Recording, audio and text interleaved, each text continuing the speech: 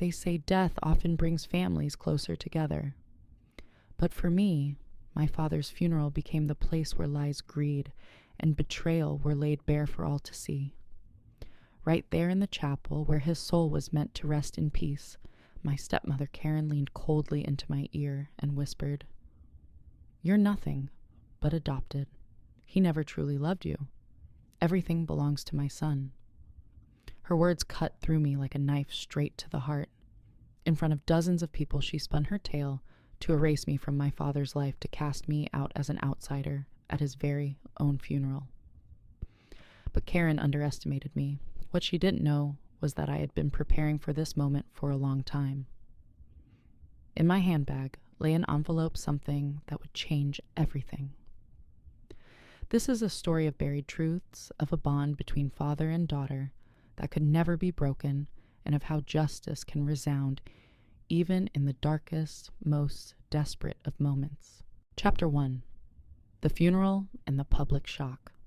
I can still vividly recall the feeling of standing in that small chapel, the pale light from the stained glass windows falling across the heavy coffin placed right before me. It was my father's funeral, the man I'd always believed would be the strongest pillar of my life. The solemn air, the whispered condolences, the muffled sobs of relatives, all of it pressed heavily against my chest. I was trying to keep myself composed because since the moment he passed away, I hadn't really had a single moment to cry freely. And then, in that moment of grief, the woman sitting next to me, Karen, my father's second wife, leaned close, her breath cold against my ear. She whispered, but every word pierced me like a dagger, "You're adopted. He never really loved you. Everything will belong to my son."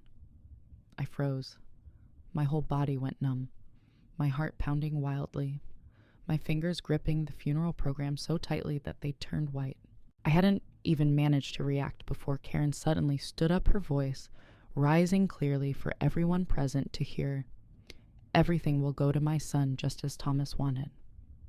I heard sharp intakes of breath, followed by waves of shocked murmurs rippling through the room. Eyes of horror, curiosity, and doubt all turned toward me at once. In that instant, I didn't know whether to laugh or cry.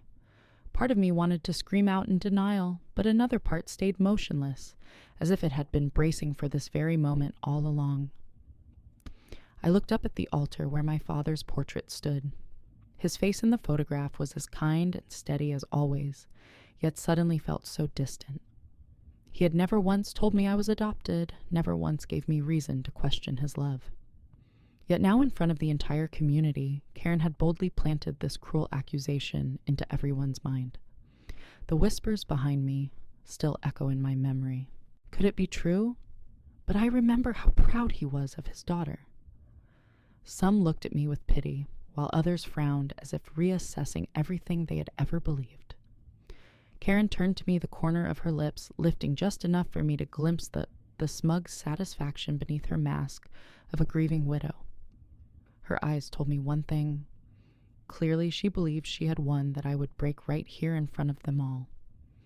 Meanwhile, Charles Karen's son stood just behind her. The black suit he wore still hung loose on his young frame, but his eyes brimmed with false confidence. He glanced around the room as though he were already the new master of the estate, chin lifted high, basking in the crowd's attention. His gaze screamed at me, "This is my chance to rise." I drew a deep breath, forcing myself not to tremble. A storm of emotions swirled within me, pain, fury, and a vague sense of fear. But beneath it all, there was resolve. I knew my father's character. I knew the love he gave me could never be erased by a few venomous words. And I also knew that months ago I had already prepared for this day. As Karen went on with her performance, trying to win over the crowd with sanctimonious words, I remained still, my hand brushing the handbag at my side. Inside, it was an envelope I had carried with me for months, almost everywhere I went. Many times I had wondered if I was just being paranoid, searching for schemes where none existed. But now, hearing her merciless slander, I knew without doubt that I had been right to prepare. The atmosphere inside the chapel grew heavier by the second. Neighbors and familiar faces from the community, people who had known me since I was a child, now looked at me awkwardly. They had seen me with my father for 33 years, yet with just a single claim from Karen, doubt was seeding in their minds. I could feel their scrutinizing stares. In that exact moment, I realized I was standing at a crossroads, either collapse and allow Karen to erase my dignity, or stand firm and prove the truth. I did not strike back immediately. I let her revel in her illusion of control, let her believe she had silenced me. My father's voice echoed in my head the way he used to remind me of patience. You don't need to rush, Susan. The truth can't be denied forever. Now those words became the strength pulling me out of despair. I caught sight of Mr. Whitaker, the attorney, just as he entered the room. He had worked with my father for years, and he knew better than anyone the true nature of that woman. And I knew, when the time came, the envelope in my bag would speak for me. Karen continued, her voice growing more triumphant by the minute, while Charles nodded along like a puppet. The crowd murmured, louder tension mounting to the brink of eruption. And I simply sat there silent, concealing the flames rising inside me. Because I understood something clearly, this was only the beginning, and the real game had just begun. Chapter 2. My father's death and Karen's control. My father died on a Tuesday morning. I remember every detail because that day was supposed to be nothing more than an ordinary workday. I was sitting in my office, buried in an unfinished marketing plan, when the phone suddenly rang. The caller wasn't the hospital nor the police. It was Karen. Her voice came through the receiver, not trembling, not broken with grief over losing her husband. Instead, it was calm to the point of chilling, as if every word had been rehearsed. Susan, you need to sit down, she said, and in the background I heard Charles' hurried voice asking something. Karen paused, then delivered it bluntly. Your father, Thomas, passed away this morning. A heart attack. I froze. My ears rang. My hands shook, and I dropped my coffee cup onto the desk, letting the dark liquid seep across the papers. I could barely hear what Karen continued to say, just fragments, funeral arrangements, quick decisions, everything already settled. I don't know when I hung up. I only remember sitting there, motionless eyes fixed on the spreading coffee stain, my chest hollowed by a vast emptiness. My father was only 57. He still had plans to finish building his dream house up north, to go fishing on weekends, to one day walk me down the aisle. All of it vanished in an instant, leaving only the brutal fact he was gone, and the one delivering the news was the woman I had never truly trusted. The days that followed blurred like heavy fog. I shuffled between work and funeral arrangements, but everything seemed to slip from my grasp. Karen was different. She appeared like a commanding general, orchestrating every detail with frightening efficiency. She chose the coffin ordered. The flowers drafted the guest list, even dictated the music for the service. Every time I spoke up, she would gently place a hand on my shoulder, her voice dripping with false sweetness. You're too emotional, dear. Let me handle this. You shouldn't burden yourself. But in every decision, I sensed a cold deception. My father hated ostentation, yet she chose an extravagant coffin with gold-plated handles. He loved classic rock, but she dismissed it, replacing it with solemn hymns. Each detail, each choice seemed designed to erase the traces of who he truly was. I began noticing smaller things. Childhood photos of me on my father's altar suddenly disappeared. Items he had kept in his private room were quietly packed away into boxes. Karen claimed just tidying up for the funeral, but deep inside I felt a gnawing suspicion that she was deliberately erasing my presence from this house. Worse still was Charles. Since my father's passing, he had transformed into someone else entirely. No longer the sullen boy glued to video games, he now carried himself as a confident young heir. I caught him photographing each room of the house, whispering into the phone with friends about the property's value. One time I found him in my father's woodworking shed, the sacred space no one was ever allowed to touch. He lounged in the chair my father always used and casually told me, "This will make a perfect game room." I had to bite down hard to stop myself from breaking into tears right then.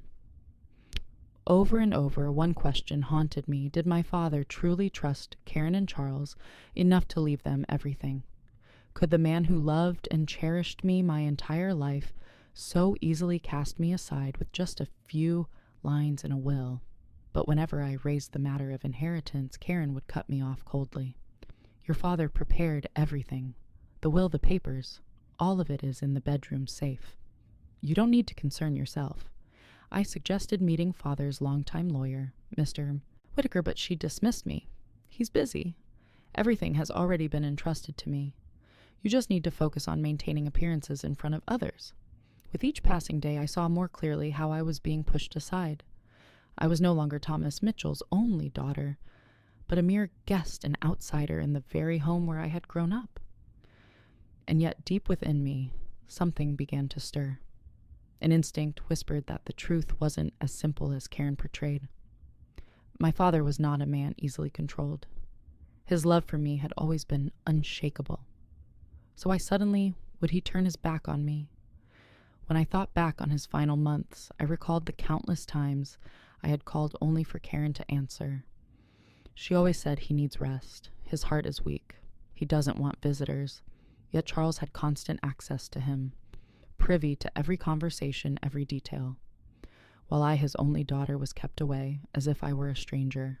Night after night, I lay awake, asking myself, did my father truly want distance from me, or had someone deliberately built that wall? At the funeral, when Karen brazenly denied me in front of everyone, the pieces finally aligned.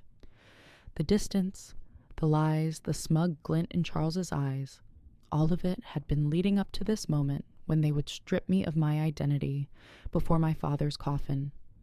But they were wrong. I am not someone who surrenders easily. I have proof, and I am ready. Chapter 3: Signs of a Conspiracy and My Isolation.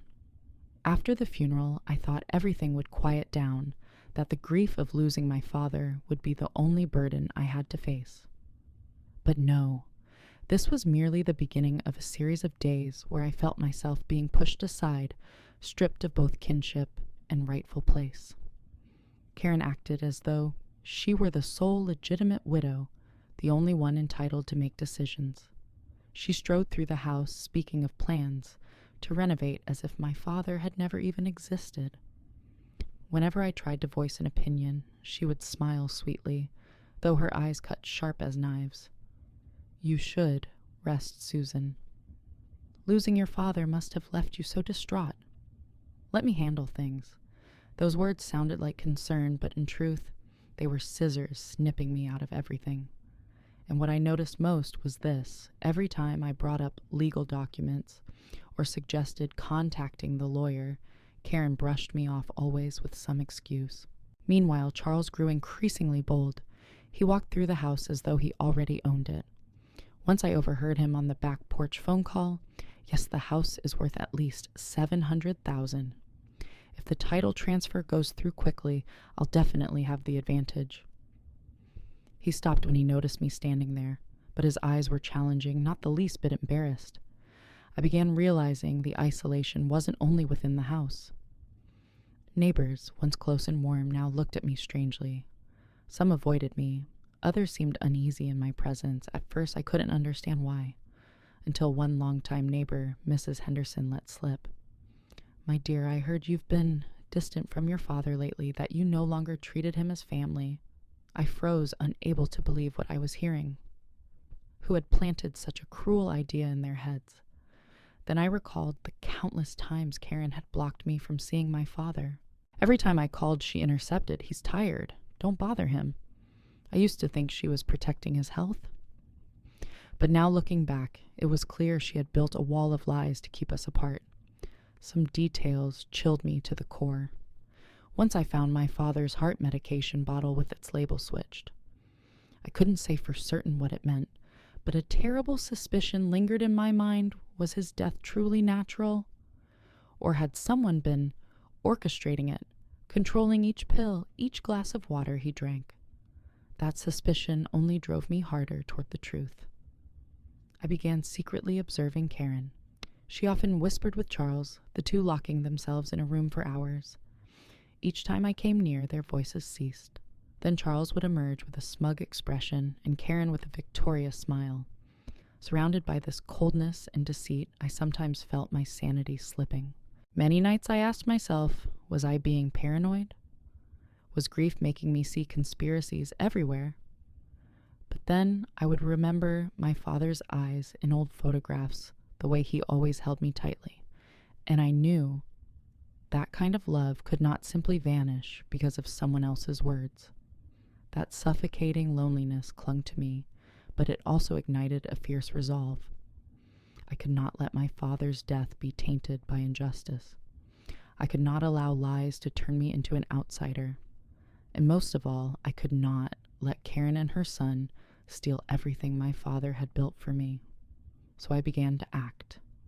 I kept my suspicions hidden, never revealing a thing. I quietly observed, memorizing every detail, every word.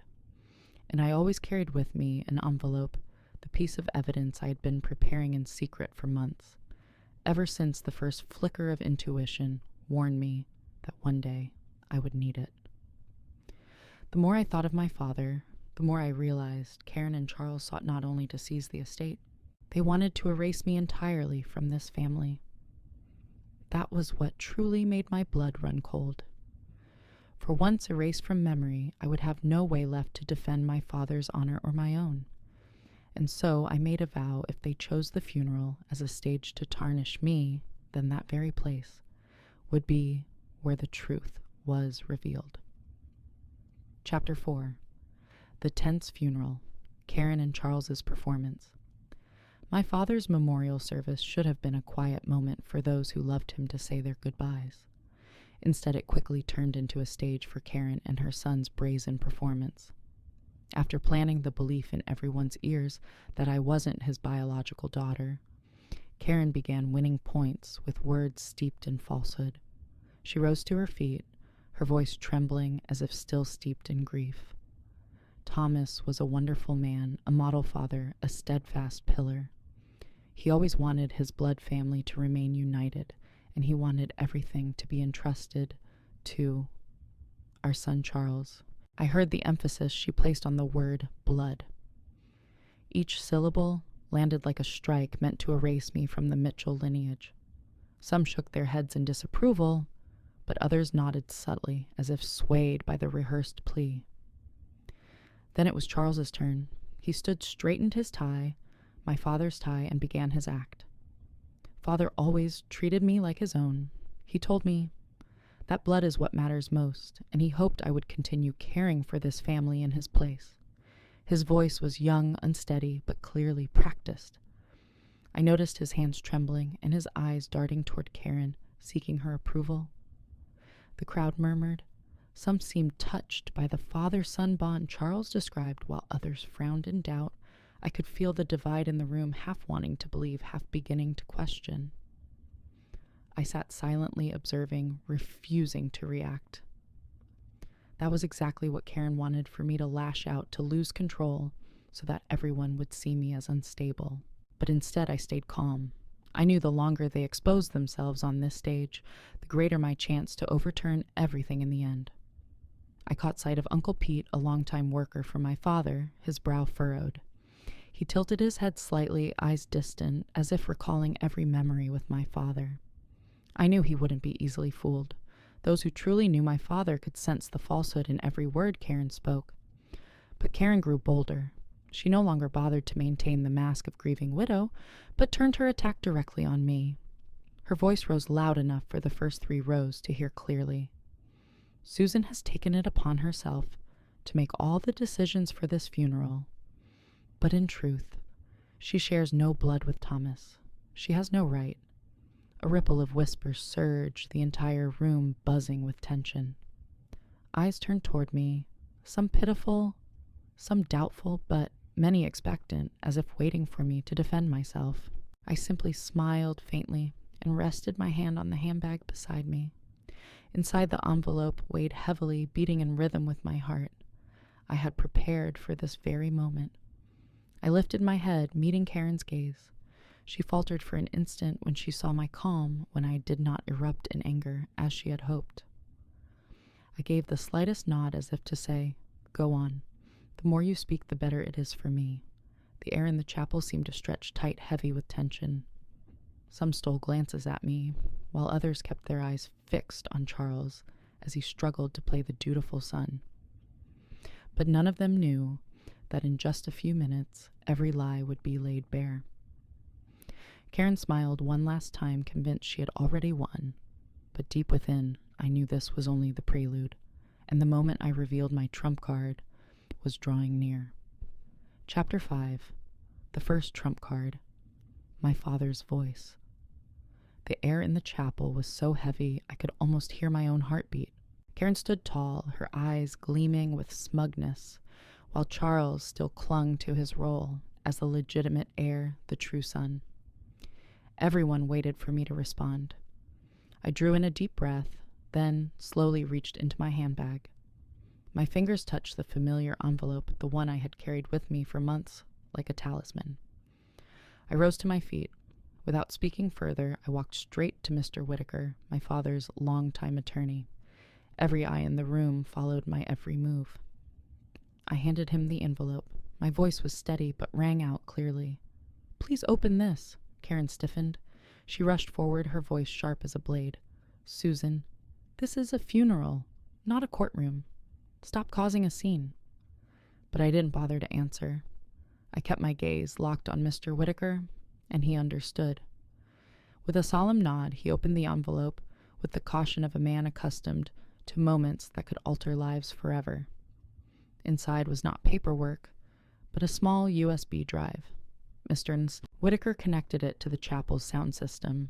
A click sounded, and then came the voice I thought I would never hear again. "My daughter, Susan." I froze. The entire chapel fell into absolute silence. It was my father's voice, clear, warm, and resolute. No trace of the frailty that had marked his final months. "I'm sorry for allowing Karen to come between us. I know you've been hurt by her lies, and I don't want you to live under that burden." A sob broke out from the back rows. I saw Mrs. Henderson, our longtime neighbor, cover her mouth as tears streamed down her cheeks. Others stared wide-eyed, exchanging looks of shock and disbelief. My father's voice continued. "You have always been my greatest pride. No one can ever replace you. You are my daughter, my flesh and blood, no matter what anyone says. Do not let them deceive you." Karen's face drained of color.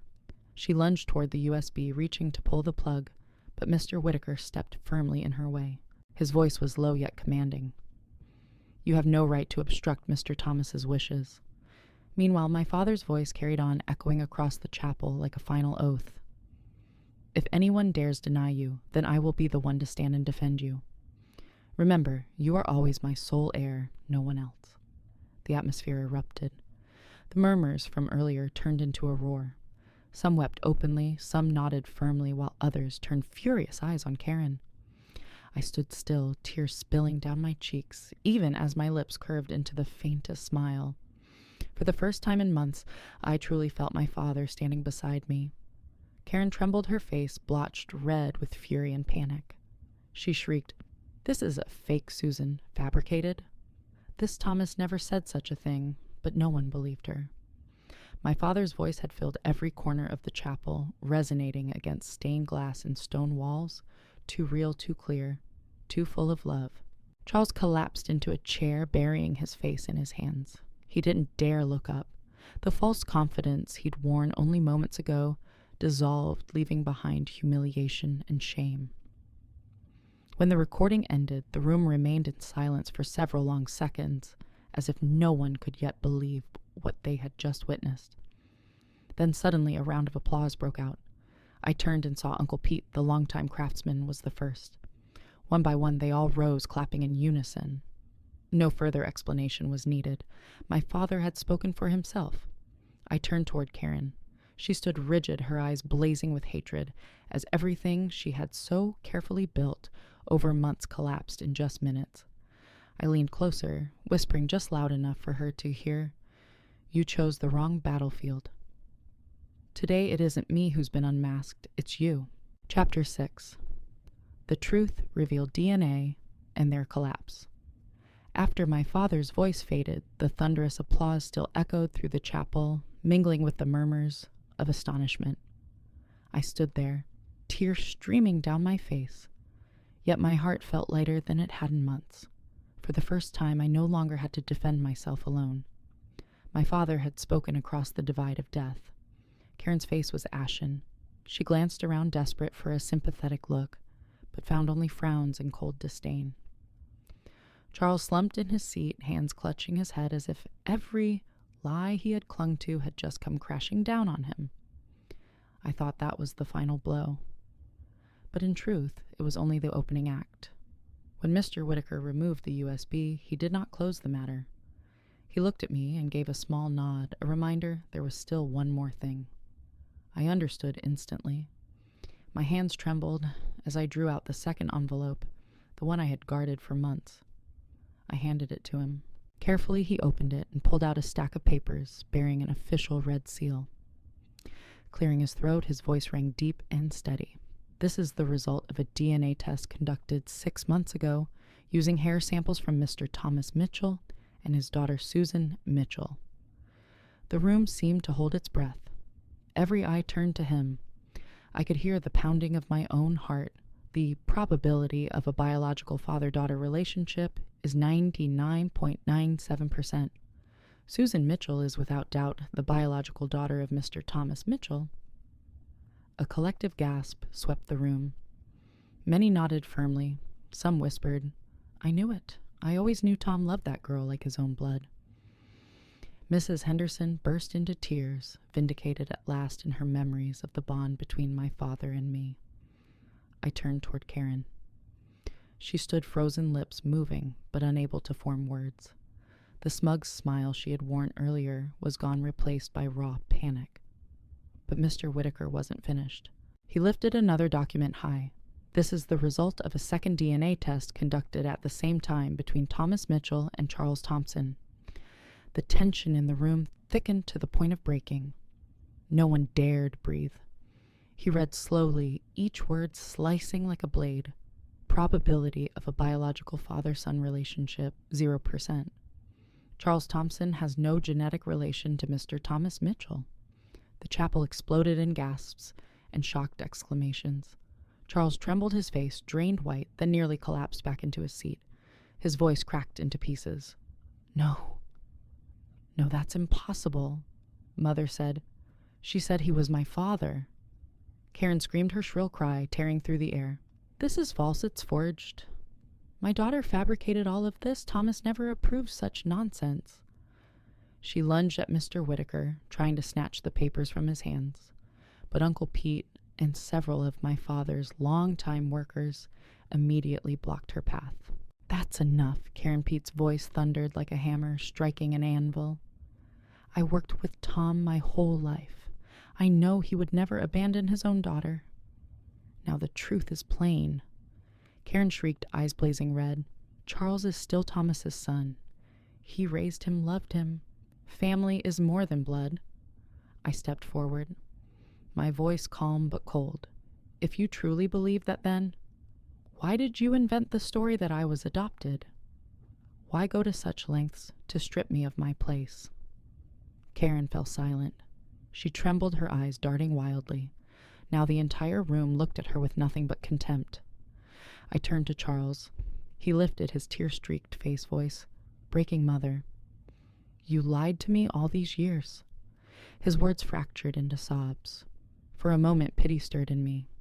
For all his arrogance, Charles had only been a pawn in his mother's ruthless game. In that instant, I realized Karen had cornered herself. Her lie about me had collapsed, and her secret about Charles had been laid bare. She had lost not only her dignity, but also the trust of her own son. The whispers grew into harsh condemnation. An older woman muttered, "Disgusting. All these years nothing but deceit." A man shook his head. "Tom deserves better than this. Karen has shamed his memory." I stood silently, letting the truth do its work. For all the years I had been sidelined and doubted, this was the moment my rightful place was restored. Karen trembled, then screamed in desperation, "This is all a conspiracy. I'll sue, I'll prove." Susan deceived Thomas before he died. But her voice had lost all weight. No one was listening anymore. Even Charles refused to defend her.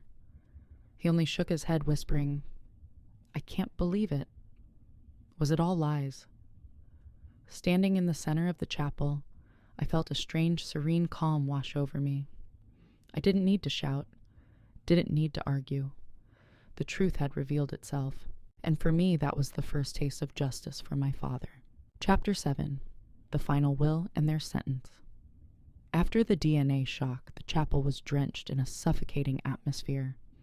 I could feel every eye bearing down on Karen and Charles, eyes filled with fury, disappointment, and even a trace of pity. They were no longer seen as my father's family in the eyes of the community. I thought that would be enough. But Mr. Whitaker wasn't finished.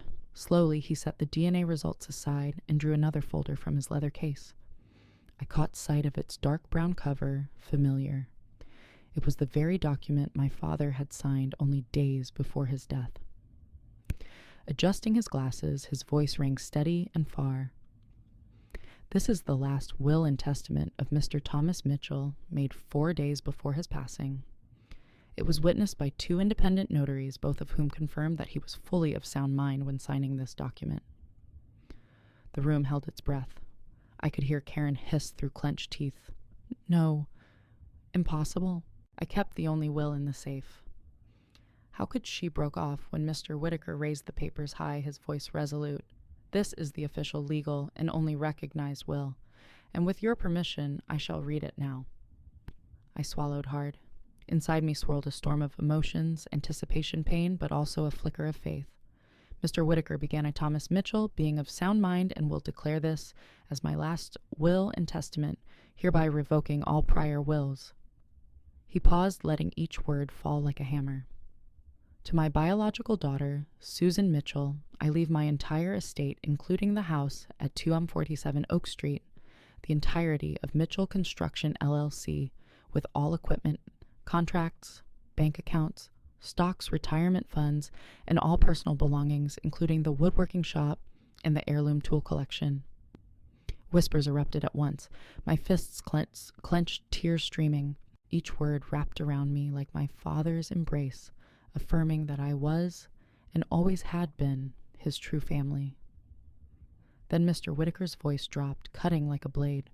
"As for Karen Thompson and her son Charles Thompson, I leave them nothing, for they deliberately poisoned my relationship with my daughter, sowing lies and division. They are undeserving of any part of what I worked for my entire life." The chapel burst into cries of astonishment. Some even exclaimed aloud. Uncle Pete, his rough hands trembling, nodded firmly and declared. Tom finally saw their true faces. Karen shrieked, her voice shrill, bordering on madness. "No, this is forged. He was poisoned, manipulated by Susan. This isn't his true will," but no one believed her. The witnesses had signed, and Mr. Whitaker was known as an incorruptible lawyer, his reputation beyond reproach. Charles collapsed deeper into his seat, shoulders shaking. His voice came out broken. "Mother, has it all been lies, all these years I lived under your lies?" Tears streaked his face, contorted with grief. Watching him, I felt both bitterness and relief. Bitterness that my father had endured so much deceit in his final days. Relief that justice at last belonged to him and to me. Mr. Whitaker read the closing lines, his voice heavy with finality. "Like an oath, I make this will to protect Susan from all schemes and ambitions. All assets, all legacy belongs solely to my one daughter. Should anyone contest this document shall serve as evidence to dismiss their claims in court." When he finished, a strange silence filled the chapel. It was no longer the awkward hush of tension, but the solemn silence of justice delivered. Karen stood trembling, her eyes blazing with hatred. She tried one last desperate scream, "I will sue. I will overturn everything." But no one listened anymore. People rose, turning their backs on her. Even Charles, his face drenched with tears, whispered, "Mother, stop. We've already lost." I stood quietly, letting my tears fall. But these were no longer tears of fear or humiliation. They were tears of release. My father, with all his love and wisdom, had protected me even from beyond the grave. In that moment, I felt it clearly. This was more than revenge against Karen and Charles. This was a rightful sentence, a testament that truth, no matter how deeply buried, will always rise and shine in the end. Chapter 8. The Final Unmasking. The moment Mr. Whitaker closed the will, the chapel resounded with a heavy silence. But it was no longer the silence of doubt or division. It was the silence of justice pronounced of a truth that could not be denied. I had not even wiped my tears when Karen let out a piercing scream. "No, this is fabricated. You've all been deceived. Susan manipulated. Thomas forced him to rewrite the will." She lunged toward the lectern where Mr. Whitaker stood, her eyes bloodshot, wild like a cornered animal. Her voice cracked, but it carried through the entire chapel. "Thomas would never abandon me." Never murmurs spread through the room. I saw Ruth, my godmother, rise from the front pew, her face wet with tears, but her eyes blazing. "Enough, Karen. We've stayed silent too long, allowing you to weave your lies." But today, before God and before Thomas's remains, the truth has been revealed. You have nothing left to defend. Karen shook her head, hair disheveled, her voice breaking. I cared for Thomas in his final years, and where was Susan? She abandoned him. A deep, gravelly voice rose from the back. Uncle Pete, the man who had spent his life working alongside my father, stepped forward. His tall frame loomed, his calloused hands trembling slightly, but his eyes were sharp as steel. "Stop lying. It was you who kept us from visiting Tom. You who spread the story that Susan was distant. But Tom suffered because he was cut off from his only daughter. Today we all heard his voice. We won't let you smear his memory another second." Shouts of agreement erupted. "That's right," someone cried. "She deceived this whole community." Karen spun in desperation under the weight of accusing eyes. She tried to cling to Charles, but he sat hunched, his face buried in his hands. When he finally looked up, his eyes were red, his voice ragged. "Mother, you lied to me. I'm not his son." Why did you do this?" Her own son's words cut deeper than any of ours. Karen collapsed onto a bench, sobbing not with remorse, but with the anguish of someone who had lost everything. Mr. Whitaker closed the file with finality, his voice low but absolute. "The will is clear. The law will uphold Susan's rights. Mrs. Karen Thompson and Mr. Charles Thompson have no inheritance. I suggest you leave this service immediately before creating further disorder." Karen screamed again. "No, I'll sue. I'll drag Susan down with me. You'll see this isn't over." But no one listened. My father's old crew, the men who had built every brick alongside him, stood to their feet. They moved forward, encircling Karen in a silent, immovable wall. One of them spoke, his voice calm but commanding. "You've disrupted this funeral long enough. Leave. We won't let you dishonor Tom another minute." Two elderly women, friends of my godmother, stepped forward too, blocking the aisle to ensure Karen couldn't lash out further. Their unity left her rigid, paralyzed. She screamed a few more meaningless protests, but her words echoed hollow in the air. At last, Pete gave a signal, and the community rose together, shepherding Karen and Charles toward the chapel doors. They didn't shove, didn't shout, only pressed forward in firm silence. Karen's heels struck the floor in sharp, angry clacks, mingled with Charles's helpless sobs. When the heavy doors slammed shut behind them, the entire chapel exhaled. Relief spread like light, flooding a dark room, cleansing the space, and restoring the sanctity of what should have always been a solemn farewell. I sat down, tears still flowing freely. But this time, they were tears of release. Silently, I whispered, "Father, at last, truth has prevailed." One by one, people came to me. Ruth embraced me tightly, her voice breaking. "Your father would be so proud today. You stood tall, my dear." Uncle Pete placed his rough hand on my shoulder. "Tom raised you right. You are not only strong, You are wise, waiting for the moment when truth could speak for itself. That's exactly how he taught us to work. I smiled through the tears. In that instant, I knew I was no longer alone. I had my father watching from above, and I had an entire community standing with me, ready to defend the truth. Karen could scream that this wasn't the end, but deep inside, I knew it had ended the moment my father's voice rang out, and even more so when the will was read. Everything beyond this was just the death throes of someone who had already lost. Chapter 9. After the funeral, hidden truths revealed. As the sound of Karen and Charles's heels faded into silence down the hallway, the chapel returned to stillness. But it was no longer the silence of tension. It was the silence of release of a community that had just witnessed justice carried out. I sat there, my breath trembling, clutching the tissue soaked through with tears. Slowly, people began approaching me. Some came to embrace me, some to hold my hand, and most spoke the same words, "I'm sorry." Ruth, my godmother, held me tightly, her tears soaking my shoulder. She whispered, "My child, I believed Karen's lies. She told me you wanted nothing to do with your father, that you had found your real family. I was foolish not to see through it. Forgive me for not protecting you sooner." Choked with emotion, I shook my head. It wasn't your fault. Karen was too cunning. She built an entire story, even forged messages. Anyone could have been deceived. Then one by one, others stepped forward. Mrs. Henderson, our old neighbor, trembled as she took my hand. Karen once showed me text messages saying they were from you. They were filled with cruel words about your father. I suspected they weren't like you, but she wept so bitterly that I believed her. Now I'm ashamed I didn't stand by you. Jim Reynolds, my father's business partner, sighed, his voice catching. Karen told me, "You looked down on construction work that you thought your father was nothing but a calloused-handed laborer, unworthy of a daughter in marketing. I resented you. But when I heard Tom's voice on that recording, I knew every word of hers was a lie." Each confession pierced my heart. Karen hadn't only twisted the bond between my father and me, she had poisoned every relationship around me, isolating me without my knowledge. Part of me ached, but another part felt lighter, because now the truth had been laid bare.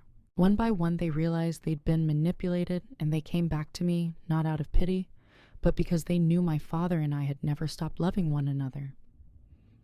When the service finally ended, I returned to the old house, the house my father had built with his own calloused hands. Walking through the door, I breathed in the familiar scent of wood, of machine oil, of a childhood steeped in memories. I went straight to the workshop. It remained just as it had the last time my father left it. The tools hung neatly, unfinished projects lay quietly on the table. I brushed the thin layer of dust, my throat tightening. And then on his workbench, beneath a stack of unpaid bills, I found a yellow envelope, my name written in his careful, familiar handwriting, Susan. My hands shook as I opened it. Inside was a handwritten letter, the blue ink slightly smudged, as if written in late-night weariness. "My dear daughter, I wanted to call you so many times, but Karen always stopped me. She told me you were angry that you didn't want to see me anymore. I was weak, and I believed her, blaming myself every day. But I want you to know you never lost your place in my heart. You are the greatest pride of my life. If I could do it over again, I would never let anyone come between us. I love you more than anything. Be strong. Don't let anyone ever make you doubt your worth.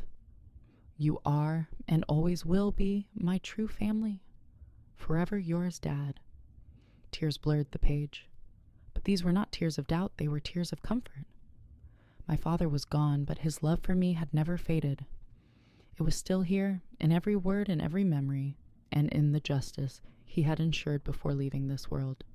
I sat for a long time in the workshop, the last rays of the day filtering through the window, casting light over the letter.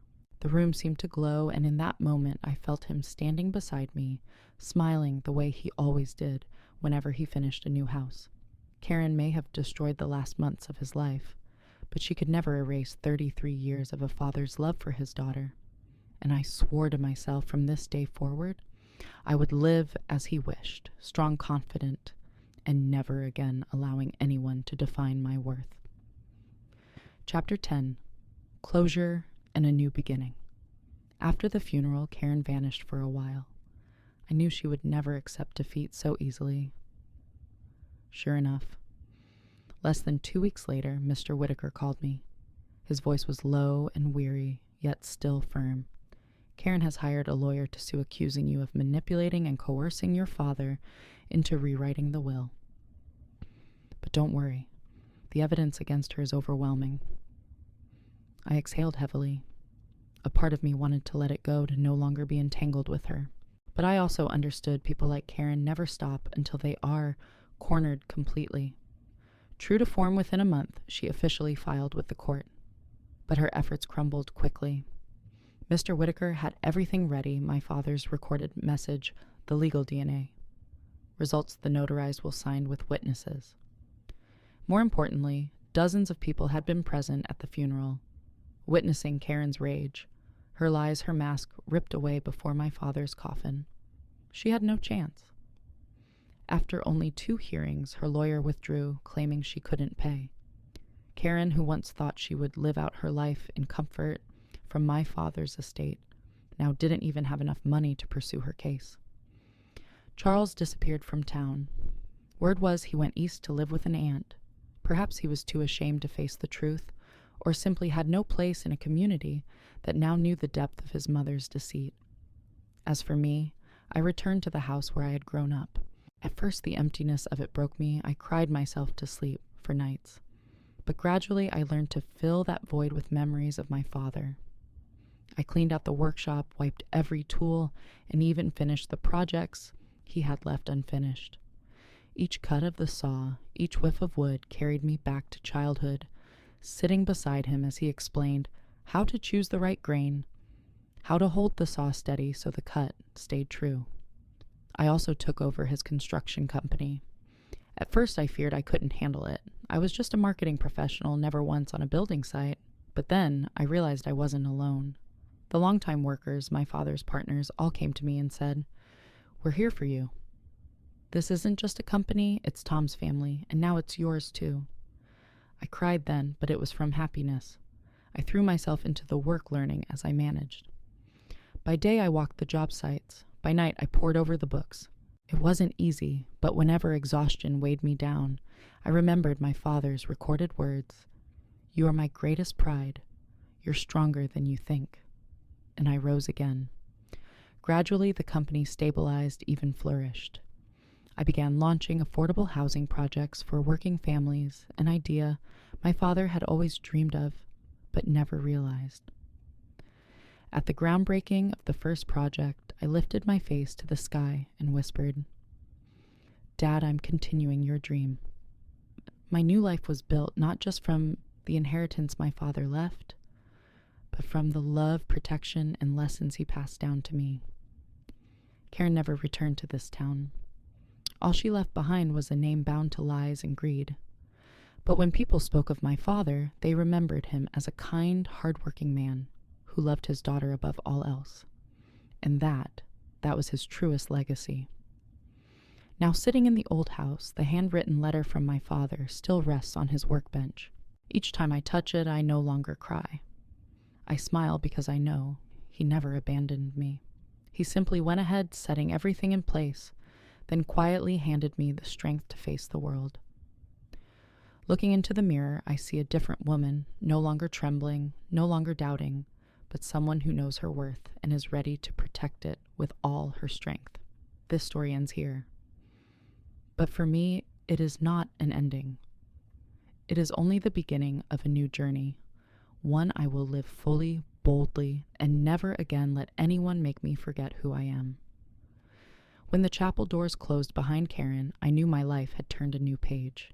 She could scream, she could threaten, even attempt to sue, but it was all just the final breaths of someone who had already lost. Justice had stood with my father and me. I returned to the old house, to the familiar workshop, where my father left me not only his estate, but also a legacy of love, trust, and strength. From that moment on, I was no longer the girl shaken by lies. I was Susan, the biological daughter of Thomas Mitchell, the rightful heir, and living proof that truth sooner or later will always prevail. If this story moved, you don't forget to like and subscribe to follow more journeys of justice. And I'd love to know what moment in this story touched your heart the most.